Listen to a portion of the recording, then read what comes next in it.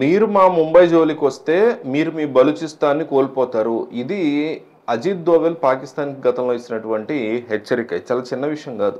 So, ఇప్పుడు ఖచ్చితంగా పాకిస్తాన్ బలూచిస్తాన్‌ని కోల్పోవడం జరుగుతుంది. దాని వెనక అజిత్ దోవల్ యొక్క బిగ్గెస్ట్ ప్లానింగ్ ఉంది. అదేంటి అనేది చాలా క్లియర్ కట్‌గా ఈ వీడియోలో మాట్లాడుకుందాం. ఒక్క 500 లైక్స్ టార్గెట్ పెట్టుకున్నాం. మా టీమ్ మేము వీడియోలు చేయడం చాలా కష్టపడుతున్నాం. ఒక్క లైక్ ఇచ్చేస్తే మాకు చాలా బూస్ట్‌గా, ఎంకరేజింగ్‌గా ఉంటది. ఒక లైక్ ఇచ్చేసి వీడియో చూడడం మీరు కంటిన్యూ చేసేయండి. అయితే ఇవాళ ఈయన మాట్లాడుతున్నటువంటి వీడియో, అజిత్ దోవల్ మాట్లాడుతున్నటువంటి వీడియో ఎంత వైరల్‌గా సర్క్యులేట్ అవుతుంది అంటే, నిన్న కూడా మనం చాలాసార్లు మాట్లాడుకున్నాం. బలోచిస్తాన్ వాళ్ళు ఏం చేస్తున్నారు? కరాచీ నుంచి రావిల్పిండి, కరాచీ నుంచి లాహోర్, సౌత్ నుంచి వెస్ట్ వైపుకి పాకిస్తాన్ తన సైన్యాన్ని, తన ఎయిర్ ఫోర్స్‌ని కూడా, అలాగే కరాచీ పోర్ట్ దగ్గర కూడా వాళ్ళ నేవీని హై అలర్ట్‌లో ఉంచారు. ఎప్పుడైతే బలూచిస్తాన్ లేకపోతే పాకిస్తాన్ సైనికులు భయపడుతూ ఎల్ఓసి దాకా, పిఓకి దాకా వస్తున్నారో, అటువైపు బలూచిస్తాన్ వైపు ప్రాంతాలు ఖాళీ అయిపోయాయి. ఆర్మీ ఇటు వచ్చింది కాబట్టి. మరి ఏం చేస్తున్నారు? ఇవాళ ఇక్కడ మ్యాంగ్చోర్ సిటీ దీని పేరు. ఇక్కడ వీళ్ళు ఏం చేశారు అంటే, బలూచ్ లిబరేషన్ వాళ్ళు మీకు నాకు చూపిస్తున్నారు.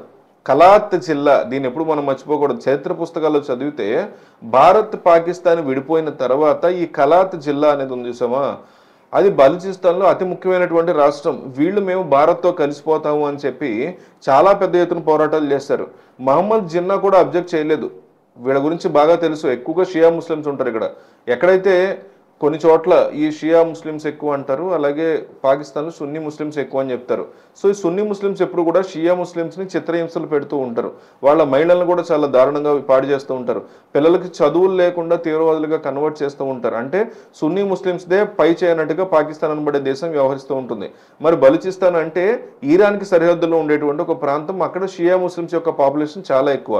కాబట్టి కలాత్ అనేటువంటి జిల్లాలో మ్యాంగ్చో అనేటువంటి నగరాన్ని ఇవాళ బలూచ్ లిబరేషన్ ఆర్మీ వాళ్ళు టోటల్గా స్వాధీనం చేసుకుని, మీరు చూస్తే షాక్ అవుతారు ఆ వీడియోస్, ఫోటోస్. ప్రతి ఒక్క బిల్డింగ్ మీద, ఆ బిల్డింగ్లో ఉండే ఆఫీసు, ఇక్కడ బలూచ్ లిబరేషన్ ఆర్మీ వీరులు తుపాకులు పట్టుకుని గస్తీ కాస్తున్నారు. పాకిస్తాన్ ఆర్మీ ఎక్కడ ఉంది అంటే, బలూచిస్తాన్ ఒక విడి దేశమా, ఒక విడి ప్రాంతమా అన్నట్టుగా ఉంటుంది. కానీ ఇదంతా పాకిస్తాన్లో ఒక భూభాగం మాత్రమే. కానీ ఈ విషయం అందరూ మర్చిపోయారు. బలూచిస్తాన్ అంటేనే ఒక సెపరేట్ కంట్రీ అనే పరిస్థితికి వచ్చేసింది. వీళ్ళు కూడా ప్రతి ఒక్క బిల్డింగ్లో ఒక బలూచ్ పోరాటదారుడు తుపాకీ పట్టుకుని ఆ బిల్డింగ్కి రక్షణగా ఉన్నాడు. పాకిస్తాన్ సైనికుడు ఎక్కడ ఉన్నారంటే ఒక్కడూ లేరు. అట్నుంచి వాళ్ళు పారిపోతున్నారు. ఎక్కడ కూడా యుద్ధం చేయాలన్న కనీస ఆలోచన కూడా పాకిస్తాన్ ఆర్మీలో ఇవాళ లేదు. అంటే పూర్తిగా ఎల్ఓసి సైడ్ వచ్చేయడము, పాకిస్తాన్ ఆక్రమిత కాశ్మీర్ని కాపాడాలని అనుకోవడము, దీనికోసం సర్వశక్తుల ప్రయత్నాలు చేస్తున్నారు. కానీ అటువైపు అంతా కూడా ఖాళీ అయిపోవడం, ఇది బలూచిస్తాన్కి అడ్వాంటేజ్. అట్లాగే మీకు అటువైపు తాలిబాన్ యుద్ధ వీరులు, వీళ్ళొక 15,000 మంది ఆఫ్ఘనిస్తాన్, పాకిస్తాన్, భారత్ ఈ హైవేస్ ఏవైతే ఉన్నాయో అక్కడ వాళ్ళు గస్తీ కాస్తున్నారు. మీకు ఈ కలాత్ అని మాత్రం చూసారా?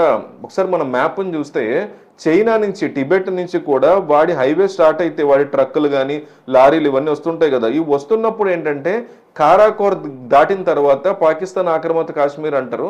దీన్ని దాటిన తర్వాత ఈ హైవే అంతా కూడా ఈ కలాత్ అనబడేటువంటి జిల్లా దగ్గరే మీకు అక్కడ కవర్ అయిపోతుంది.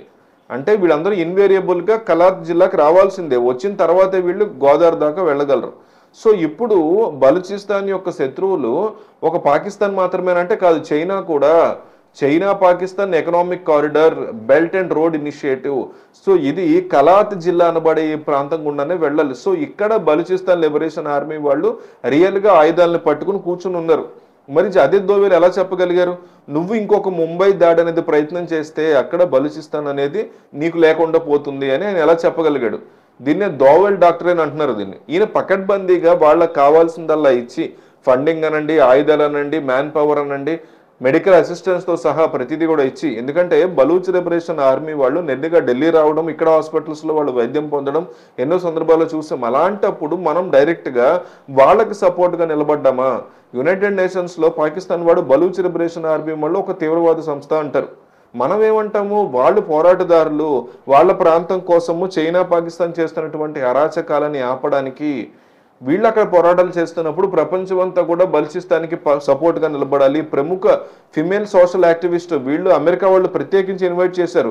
నీ రాష్ట్రంలో, నీ ప్రాంతంలో ఎలాంటి సమస్యలు ఉన్నాయి ఒక్కసారి ప్రపంచానికి, గ్లోబల్ కమ్యూనిటీకి చెప్పమ్మా అంటే, పాకిస్తాన్ వాడు ఇస్లామాబాద్లోనే ఈవిడని అరెస్ట్ చేసి తర్వాత జైలుకి తరలించాడు.